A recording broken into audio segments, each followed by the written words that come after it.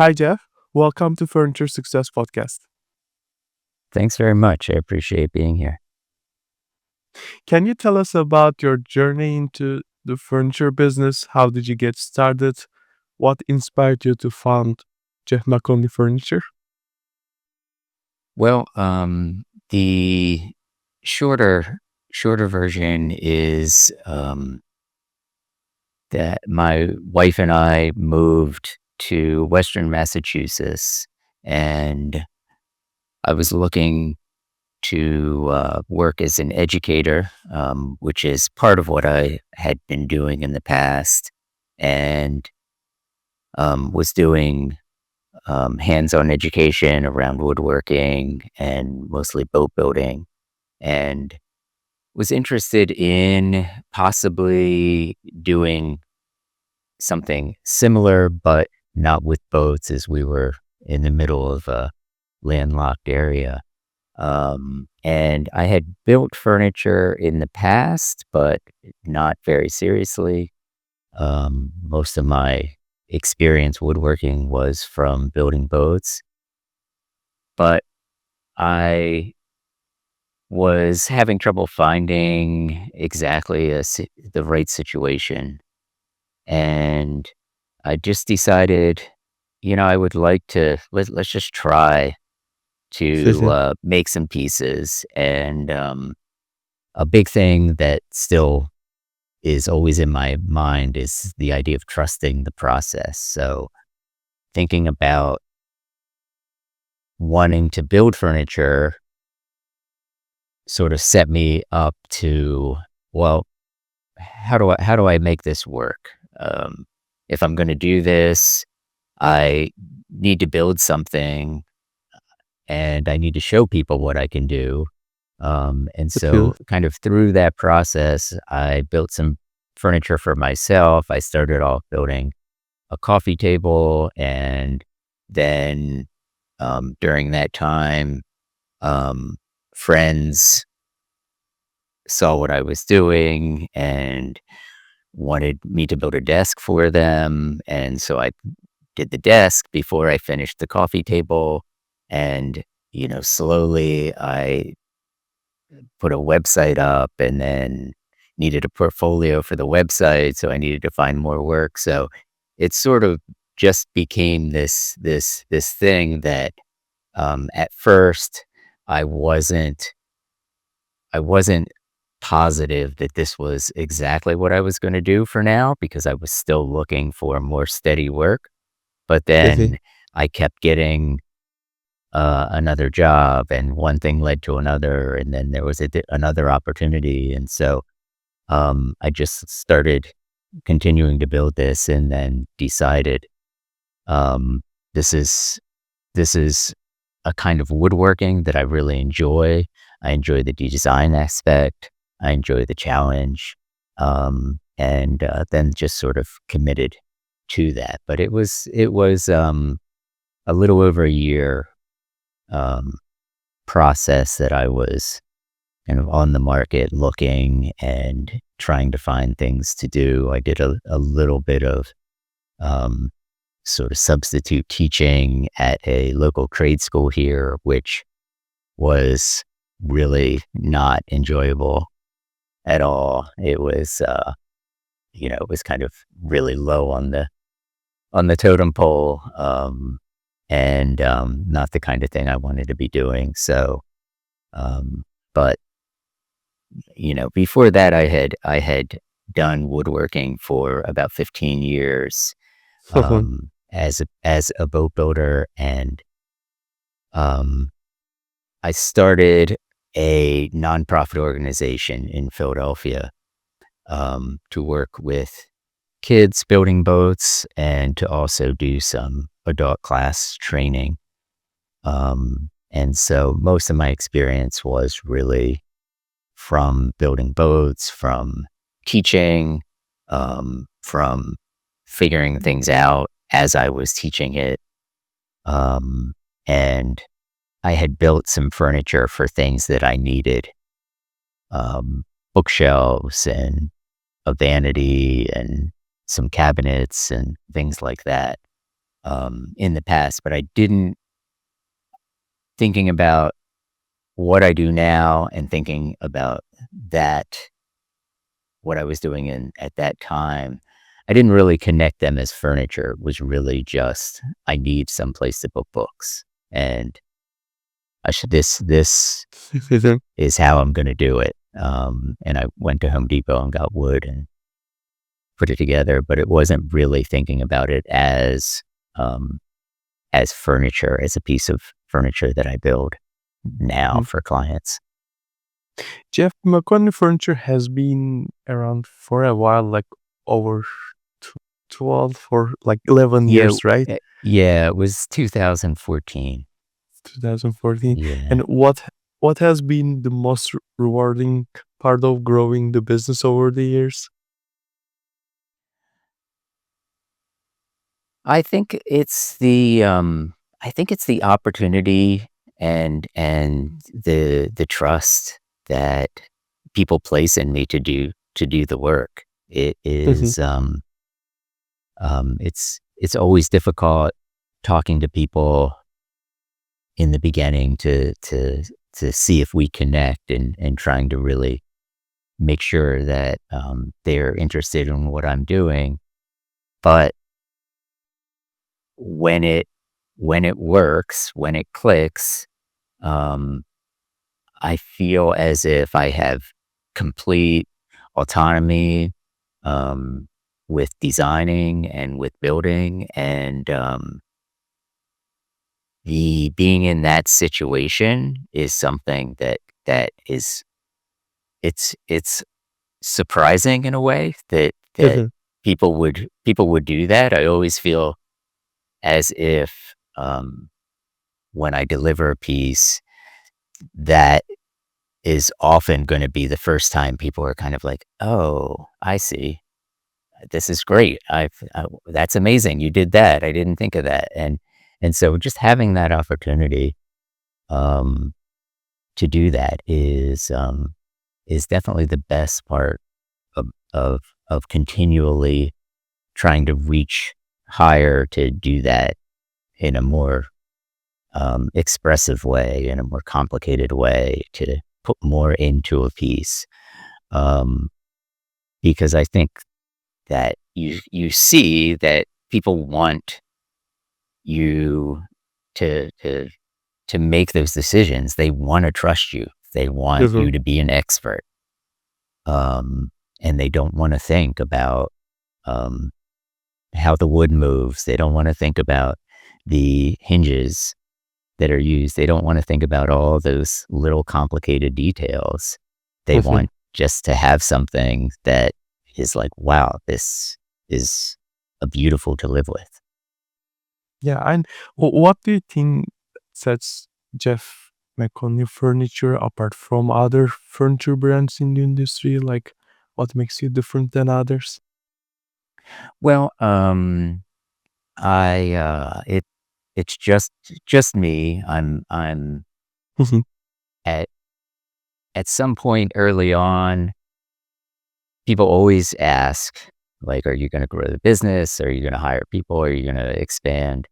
And I always reluctantly answered that question. Well, yes, if I have to, I suppose I will. And, um, what I've come to realize is that is not what I'm interested in doing. I'm interested in keeping it small, in doing it, um, myself, um, and being very service oriented. mhm, So that part of the process, the design part, the working with somebody when somebody says, this is what I want to do, and I can take that and I can kind of put myself in a position to be like, I'm going to solve this problem in the way that I see it, and hopefully we'll connect on that. But it's I feel like I'm in a really niche small part of the mhm. furniture industry. And so I think um, what sets me apart is the fact that um, if somebody says, "Can you do this big, huge job that has all these parts and whatever that you have to bring in other people?" I say, "No, I'm just not the person for that." Um, and being very clear that, um, if you have a really tight deadline that you're trying to to fit within, the architects coming in to do this work and the builders doing this work. Um, it might work, but it might not, because it's more about the piece and the design and getting something that we can connect to. So I enjoy that part of the process, and love to talk to people about, that what is sort of an education.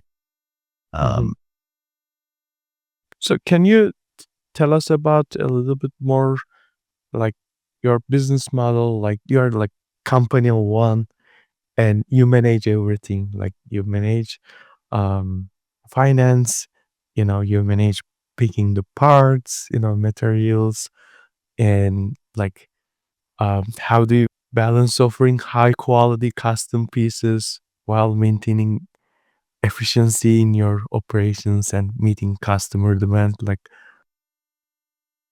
yeah, I mean,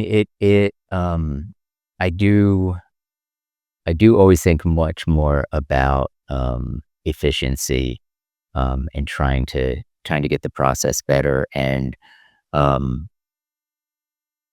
I I I I think one of the reasons why I like being, um, the sole person who does those things is, um, for me, the journey in woodworking has always been around craft, even before I knew that was what I was going towards.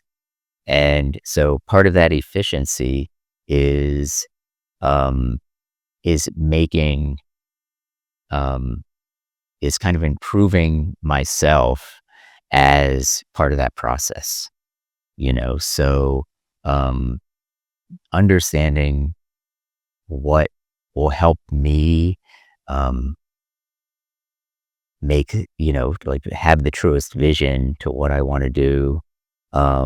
Whether that's, making sure that I take time to take hikes, and, enjoying time in the morning writing and having coffee. It's like that is all part of making me perform in the way that I want to perform.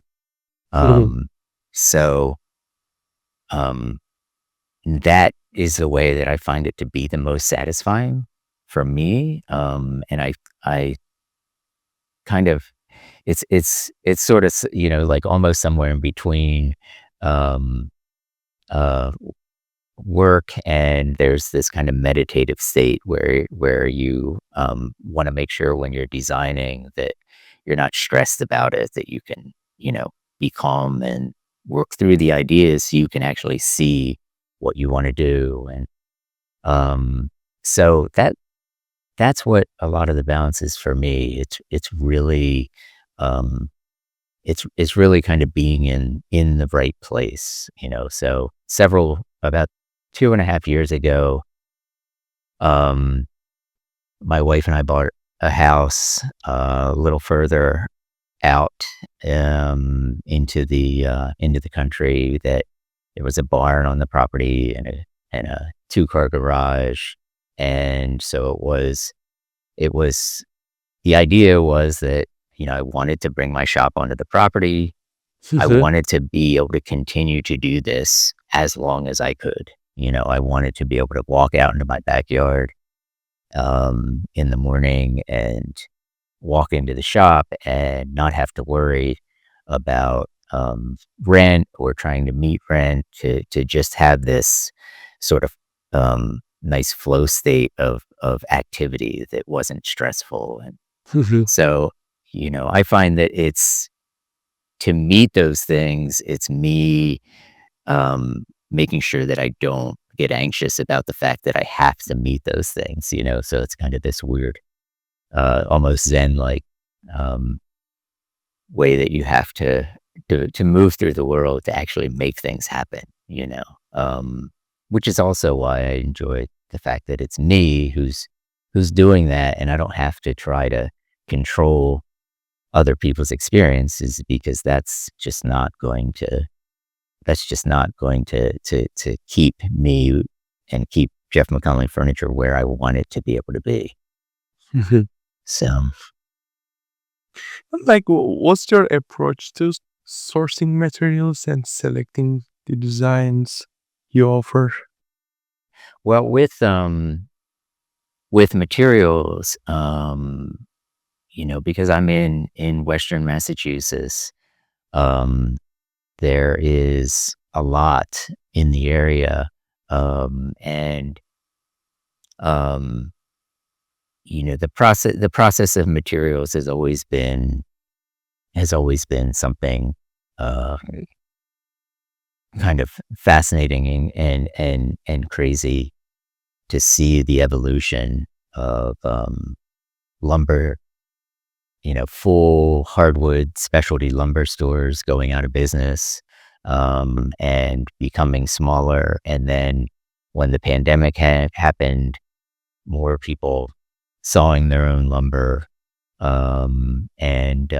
So there is, in the area, there is several furniture makers actually who are sawing their own lumber. And So a lot of finding materials requires, you know, building those relationships and going out to the yard and often talking with somebody who is in the same position that I'm in, where they're just one person and, you know, you're there moving lumber together. Um, and so it is kind of great to in some way that's the way it is, but it you know, wasn't that long ago when I did start in 2014. There was a huge specialty lumber place about 45 minutes away, that closed down. Um, that person retired.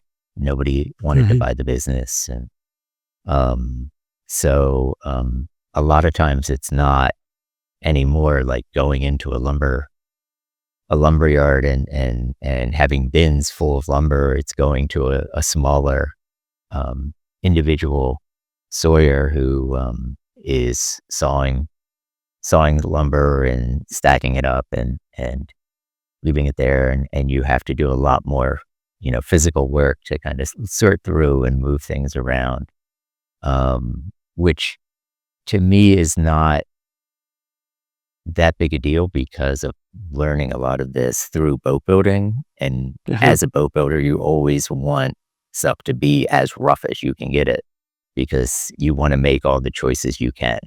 And so it's nice to see the full board with bark on it, and you can really figure out how to use a piece and figure out how to include things that you want to include in it.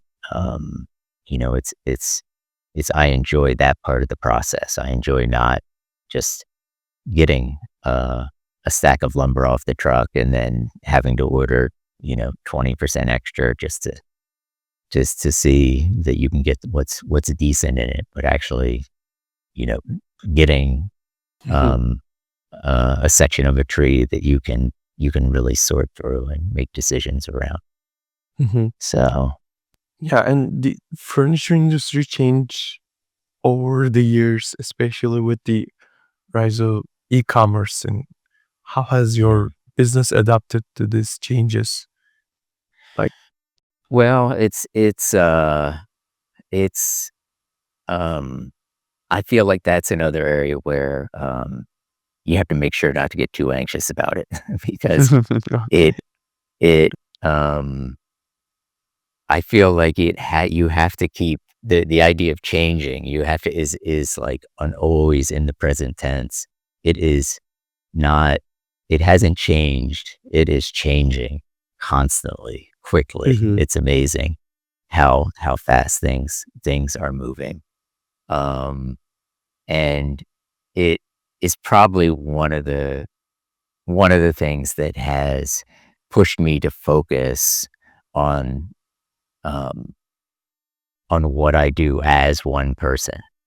Um, because I cannot even think about competing um, with a bigger furniture manufacturer, and or with if there's a lot of places that um, I'm just not doing what they're doing.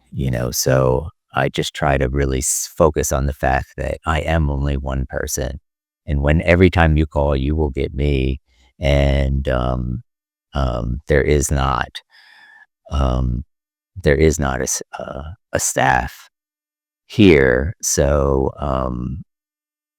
and if you see my work or visit my website and you like what I'm doing, then that's how we have a basis to work. I don't. If somebody comes to me and says, "I saw this picture, can you build this?" I usually recommend them to somebody else. Mhm.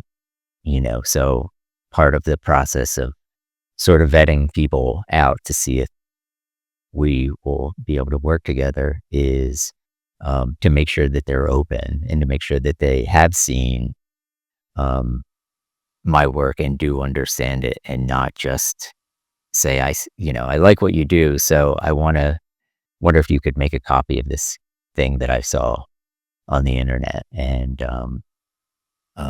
that was really a decision that I had to make pretty early on, um, to make sure to not go that way, to that I was producing my own designs, because I do enjoy that part of the process, and I do like coming back to details that are meaningful to me, and um, and within design, I feel like I'm always looking and kind of cataloging somewhere in the back of my head, like a detail, and think like, oh, I like how that happens. That would be cool to work with. And so um, often different joinery and different details are what leads to designs. Um, so when I when I developed a furniture collection the first time, um, I was trying to come up with what can this collection be based around, and should it be like something in nature? What should it be? And I was having trouble really feeling good about different inspiration points. And I thought, I'd like to do something. It'd be kind of cool to do something using a bridle joint and do different ways that connects. And instead of just connecting in a corner, it could come into different places within the structure. And so that that was something that way of working with a joint was something that Okay. um, was I connected to. So a lot of times it is those kind of details that I see, or I see like a specific type of joint, and I like, sort of catalog that away and be like, wouldn't it be cool if instead of like this, you could do this other thing with that? Like that is traditionally been done like this, but you could also, what if you did it like this? And then you have to design a piece around that different idea, that different way things come together. Um, so a lot of times the design process Okay. comes, sort of flows in that direction. Wow. Yeah. And how important is customer service and building relationships to your business model? Like you're like one man army, but you handle everything from Yeah. customer service to, building relationships. Yeah, I mean, really important. It um, definitely is easier to have repeat customers, to get people coming back um, who trust you, who trust the relationship. So that's really important. A lot of that is, it's kept up through Instagram, that I will, put put, um, put pieces up on Instagram, put processes up on Instagram, and, that's a good place where customers see, um, how something is going together, and kind of see the details within that. But, also through, I write a Substack, um, and, keeping people sort of in keeping me in their mind through that process. Um, so whenever I, just had a piece that got a little press, and I need to go through and show the customer, who that was a couple years ago, that it was built, so, like, that process is a big part of, what I spend my time on. It's it's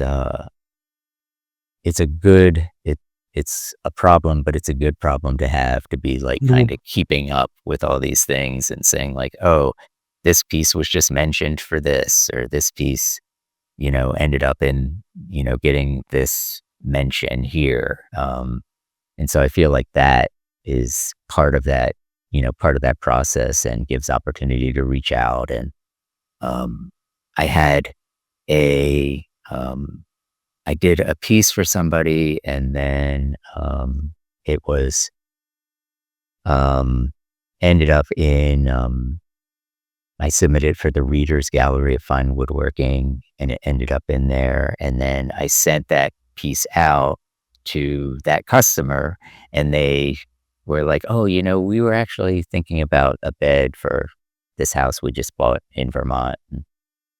So it it's like, it kind of shows you that it needs to be a very active thing, to constantly be, um, reconnecting with people, and, like, how can I, you know, reach out, and, you know, send them a note about something that reminded me of their piece, or Mhm. somebody else saw it, or somebody else commented on it, or, um, it's a big part of, keeping up the Yeah. keeping up the business flowing. Yeah. Yeah. You use social media not only for getting new customers, you use it for, building relationship with previous customers as well. That's great. Yeah. Wow. Yeah. Yeah, and I think it's what other people do for getting ideas, and, you know, um, um, and for,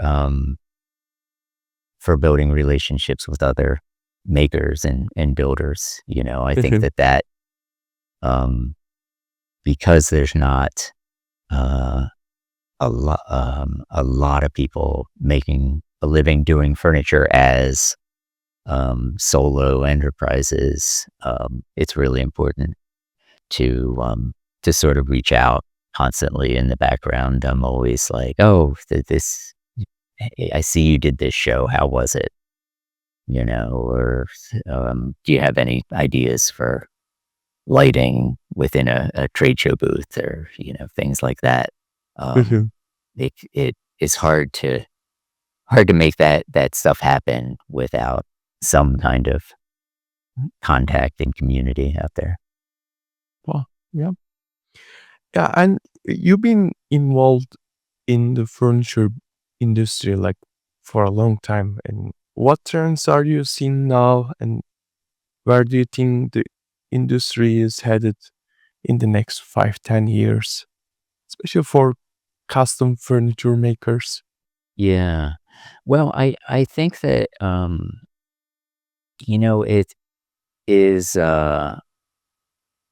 it's interesting. I think that one thing that I've seen within the last several years is, the way that, um, a lot of bigger companies um, have changed their marketing to, to kind of push themselves out there as being, um, somebody who can customize pieces, or somebody who has, um, individual artisans working for them. I saw an ad that Room and Board did recently, and it was it was like, here we are, like, with our artisans in our shop doing this work for you, and I was like, wow, that I can't even believe that they're saying that. It's like they're basically trying to compete with me in a way, and people like me, that they're not like, places like Room and Board and Crate and Barrel, of course, have a place out there. Plenty of people do not want to go through the time or spend the money to get custom furniture made. And that's why those places exist. But Yep. they're trying to make themselves sound like somebody who, oh, we have these artisans in our factory who are like handcrafting these things for you. Um, and so in seeing that, I think that, um, there has been more education of, um, some of the public, not everybody, but some of the public around, what is handcrafted, and why would you bother getting something handcrafted, and what is that going to get for you? And so I I I think that, um, in some way there's going to be more of of a split within that sort of higher end, handcrafted, but I think that that market is not going to shrink. I do think it's going to grow, because I think there's a lot more people who, um, like, a lot of the customers that I have are, are doing well, but they're not ridiculously wealthy. They're really just making choices, That's it. um, to have a piece that is distinctive and stands Yeah. out.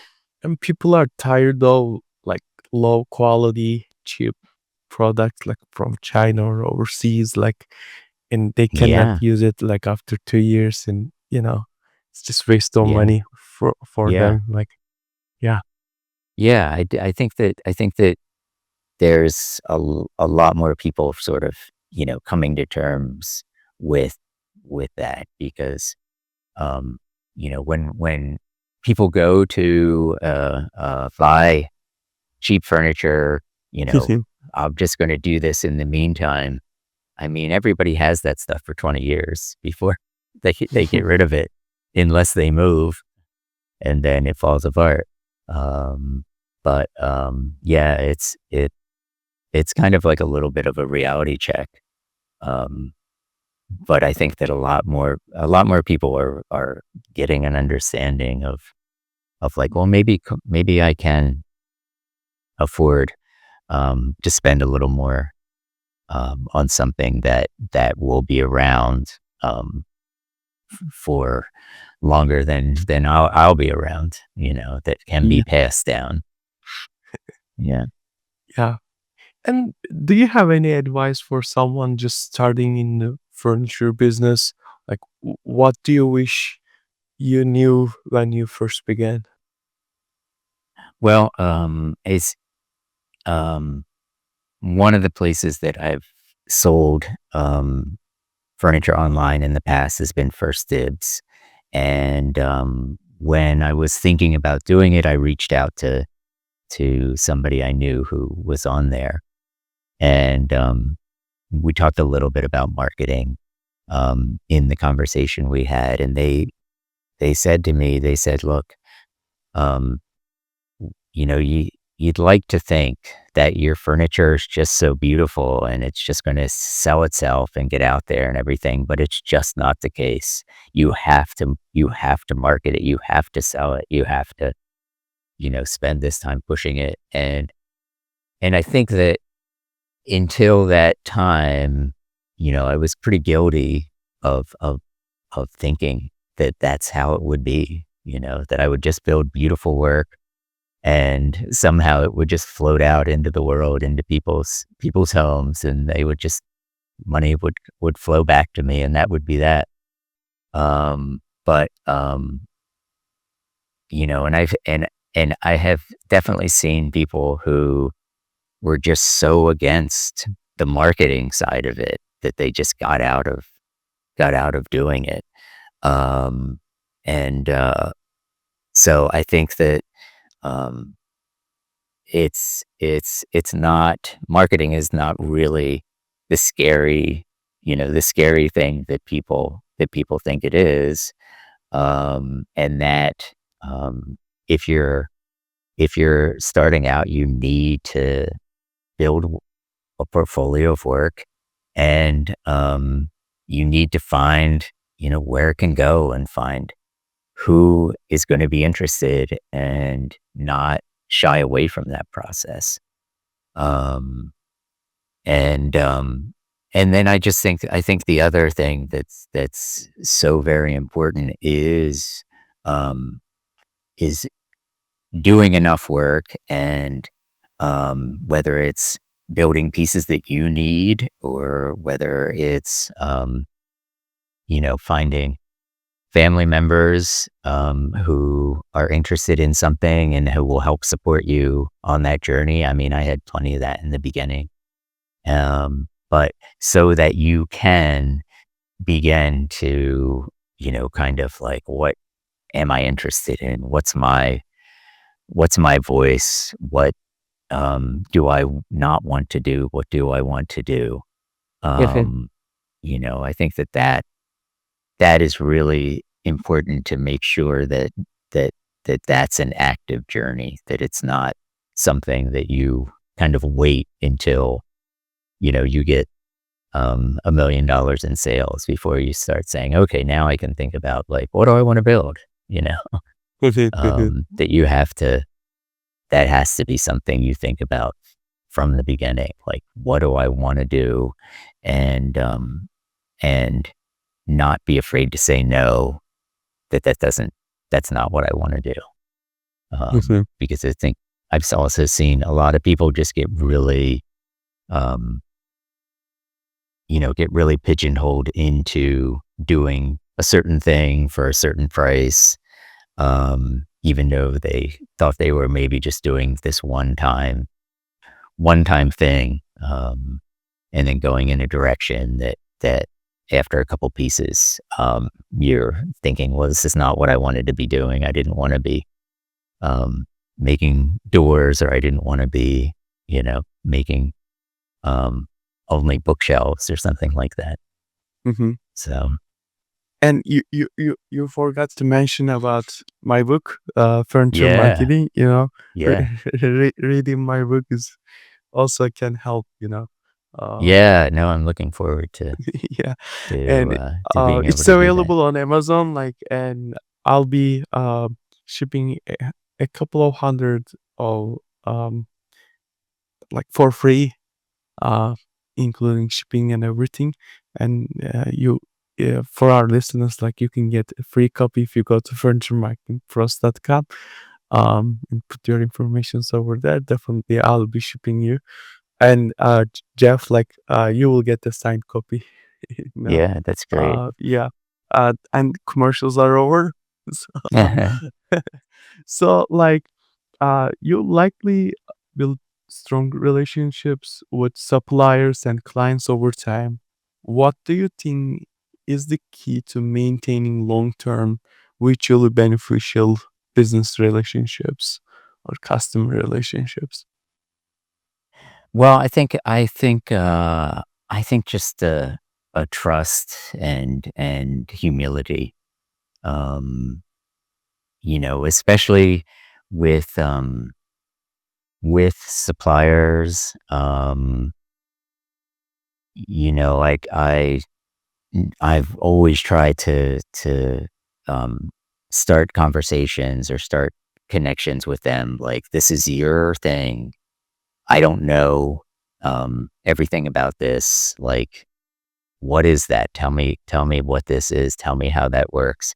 Why would you use that? Like, just, really just not being a know-it-all. Um, and I always think that's always really important with lumber suppliers as well, is um trying to, when I go into a yard, it's like I'm just trying to have them trust me, Mhm. so that I can kind of poke around and, like, like dig through stuff a little bit, and being respectful, so that if I move a bunch of lumber, I'm going to put it back, and so they're looking forward to me coming back. And and the same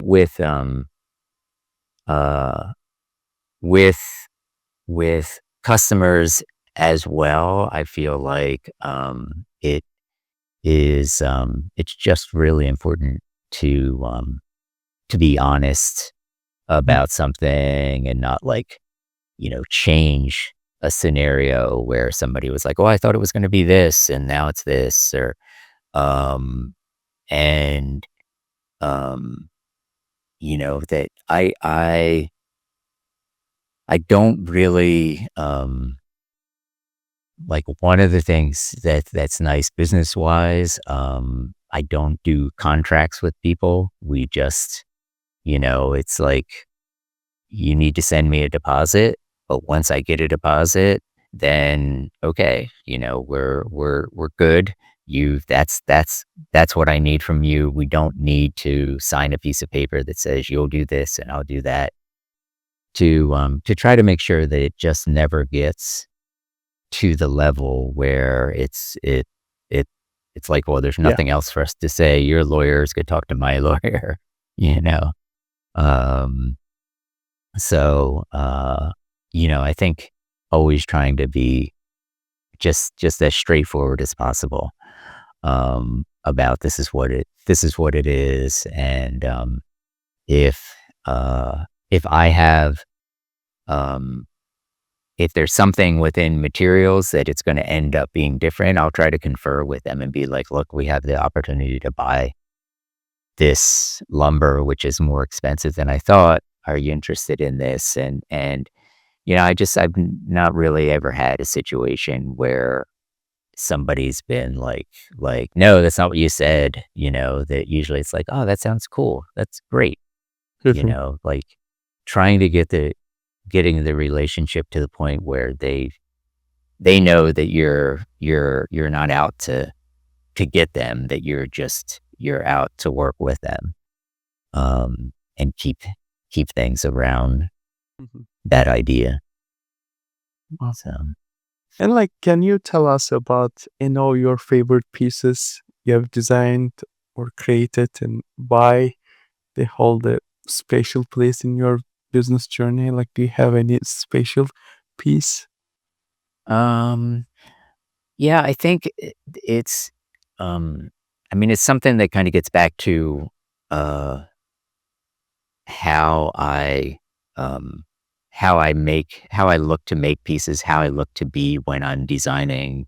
Um, to me, it's pieces where, I feel like I've been able to, um, sort of suspend any, out external ideas, and just really being able to get myself into the piece.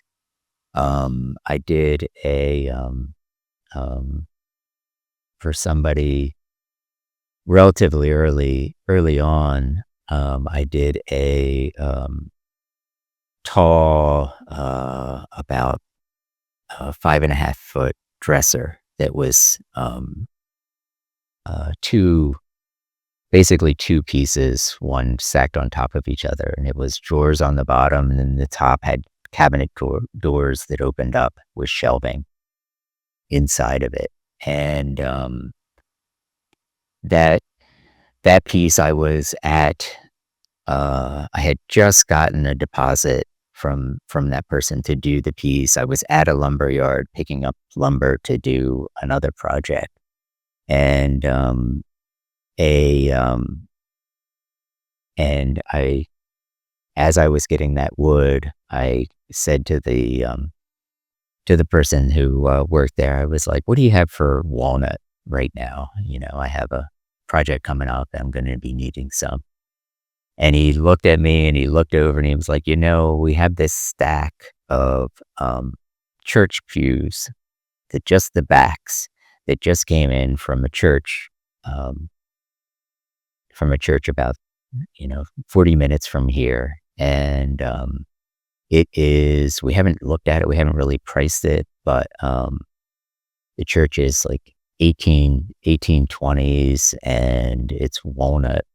Um, and I like took a look at it, and it was a little over 3/4 of an inch, and it was mostly 20 inches wide, and most of it was like 90% of it was single boards. Um, and the ones that weren't, you could see that they were put together as the tree grew, so they were kind of turned, Mhm. oriented in a certain way so that they would be able to make a full board. And I was like, wow, I'm not going to have the opportunity to find something like this probably again. And I was like, all right, I'm like, I'll take it. I'll buy it. And like working with that lumber was incredible. Like the grain was so tight, and the colors were it was such a wide spectrum of colors Mhm. in that wood, and it was some of the most beautiful stuff I've ever seen. And Nice. yeah, and there was a coffee table that I did, um, where um, it was just I had a design that I'd done, and I had it for myself and in my living room for a while, and I would just like stare at it as I was relaxing in the living room, Mhm. and I was always thinking like, it'd be nice to do a similar idea but simplify it a little more, like strip it down a little bit more. And then the opportunity came up to do another coffee table, and um, I did that. I was able to get a tree that was like 26 inches wide at the base, and use that for the top. But it was the process in designing the bottom, and it was it was like continually trying to touch this part in me that was like, what's not necessary? Let's take it out. Let's like, how can we do? And that, just the way that that piece came out, I was really, proud of what the design was. So it's kind of that if I can get to that point where I feel like, I was able to really just listen, to like what was going on here, like listen intuitively and listen to, um, like how does something need to be, not be paying attention to trying to do a certain thing because it'll Mhm. sell, or, um, and those have always been, I feel like, my most successful pieces, where I was able to kind of tune the noise out, you know. Um, and design in such a way that um, Mhm, all the cylinders were firing inside my head at the same time. mhm. Are there any upcoming projects or innovations you are particularly excited about? Well, I'm doing some drawings right now for a uh, a guy that is building a house on a lake, and it's outside of in the Houston, Texas area, and he's interested in about 7 tables. Um, and it um, it it was interesting. I could definitely see when we initially had a conversation on the phone. He was connected to my work, um, but um, he had the only thing that he could really tell me about what he was looking for. He was kind of like, I want the coffee table to be big, just big, and it was like, and then I want a console table, and I just want you to walk in and just be like, oh my god, wow. I'm like, all right, let me see what I can do, you know. Yeah. Um, and it's it's like, wow, how am I gonna make this guy happy? Like I have no idea what he wants, and it's like again, just realizing, well, he sees what you can do, and he's happy with, the portfolio of work that you have. Um, and so like, you know, try not to hold yourself back, Yep. like that's what he's looking for. Like he wants people to walk into this place and be impressed and be wowed and be like, this is amazing, um so yeah, being like having that opportunity to be able to do that is, it's scary. It's kind of like you go after this thing and then somebody says, okay, you can do it, and you're like, oh my god, I don't know if I can do it, you know for real, I can really try. It's like, yes, you can. It's like, oh my gosh, it's a scary place to be, um so it's been an interesting back and forth to, like he only wants so much information. It's like show Yep. him the drawings, and we're working through the prices, and he doesn't want to be concerned with the details. Yeah. He wants me to be concerned with the details, Yeah. you know. Just care So, about the final product. yeah. Yeah, that's not easy. So you Yeah. you make furniture at the same time you make art, you know, and artists typically, like generally speaking, they don't care about other people, they just do their Mhm. art. But for you, you need to please your customers. Customer satisfaction is also important for you to keep your business up and running. So it's not easy. Yeah. You you have tons of things to take care of. Yeah. And yeah. So like Jeff, thank you so much. Like I really enjoyed your story, you know. And would you like to share your contact information for with our listeners, especially Sure, in your yeah. area? Yeah. Yeah. Um, yeah, so, my website as well as Instagram, Mm, everything is Geoff McKonly Furniture, and Jeff is with a G, so it's Geoff, and my last name's McKonly. So Geoff McKonly Furniture, and um, definitely um, open to having people reach out and uh, if I think anyone you're has any active on questions. social media, right? With your Yeah, name, and yeah, your business name is also your name, so it's yeah, cool. Yeah. All yeah, right. Yeah. Thank you, Jeff, for participating in Furniture Success Podcast. yeah. Thank you very much for the opportunity again. Appreciate it. Thank you.